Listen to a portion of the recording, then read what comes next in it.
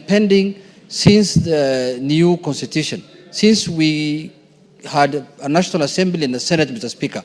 People encroaching on other people's work and territory, Mr. Speaker.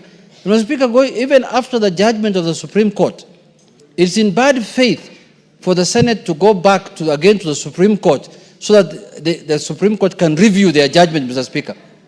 Mr. Speaker, that is really, really in bad faith, because it is not the National Assembly that went to court. It is the Senate that went to court. They went to the High Court, they went to the Court of Appeal, and they ended up in the Supreme Court. And the Supreme Court did a judgment, Mr. Speaker. Now again, the Senate to go back to the Supreme Court so that the Supreme Court can review their judgment, Mr. Speaker, is really in bad taste and in bad faith, Mr. Speaker. If the Constitution has given you certain mandate, and you are not satisfied with it, Mr. Speaker, the honorable thing to do is in the next election, you run for a seat that you think has the powers that you need, Mr. Speaker. You run as a member of National Assembly. You don't encroach on other people's constitutional mandate, Mr. Speaker.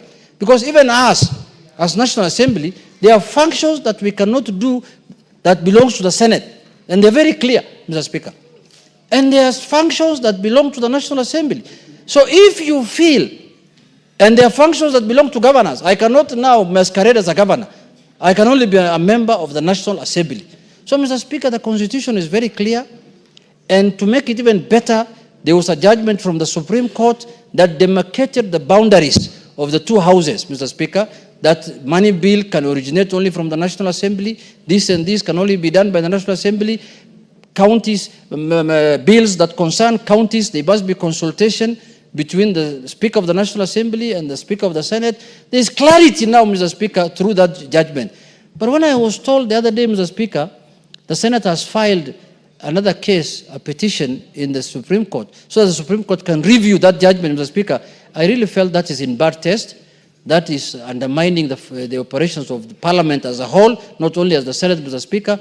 And if a senator feels that the Senate does not have enough work or does not have enough power, then come where power is. Mr. Speaker, some of the jurisdictions in the world, the Senate only sits quarterly. 3 months, they sit only once to look at issues that concern, elderly people and, this kind of things, Mr. Speaker. So I don't want to go that direction, Mr. Speaker, but what I want to say is that let us stick to the judgment of the Supreme Court, Mr. Speaker, and I request you, many of our members here have not read the judgment, or maybe they have not taken time to go through it, Mr. Speaker. So, Mr. Speaker, I want to beseech you so that you can condense it in few words, the judgment, so that we know next time we don't encroach to what belongs to all the people and what belongs to the youth, Mr. Speaker. Thank you very much, Mr. Speaker. Yes, majority. Honorable Speaker, let me join the leader of minority in expressing concern over that issue. But Honorable Speaker, I want to take a different trajectory because we have been through this since the advent of the bicameral parliament after the 2010 constitution in 2013. And fortunately, myself and Honorable Junet were in that first parliament of the bicameral parliament post the 2010 constitution. Honorable Speaker, this is an issue that every house, every parliament since the 11th parliament has had to deal with. But I must congratulate you, Honorable Speaker, and the current Speaker of the Senate, because at least in this 13th parliament, you have endeavored to make sure that there isn't too much friction between the two houses. But clearly, there are forces still within the institution of parliament that do not want peace. The Honorable Junet is saying there are dark forces, and there must be very dark forces, Honorable Speaker, that do not want peace. Honorable Speaker, there is a thing that circulates on social media where someone says, I don't want peace. And it looks like there are people within this institution of parliament, especially the other house, who do not want peace between the bicameral houses of parliament. But Honorable Speaker, I was saying I want to take a different trajectory because you sit at a different place from the Speaker of the Senate. You are the chair of the Parliamentary Service Commission.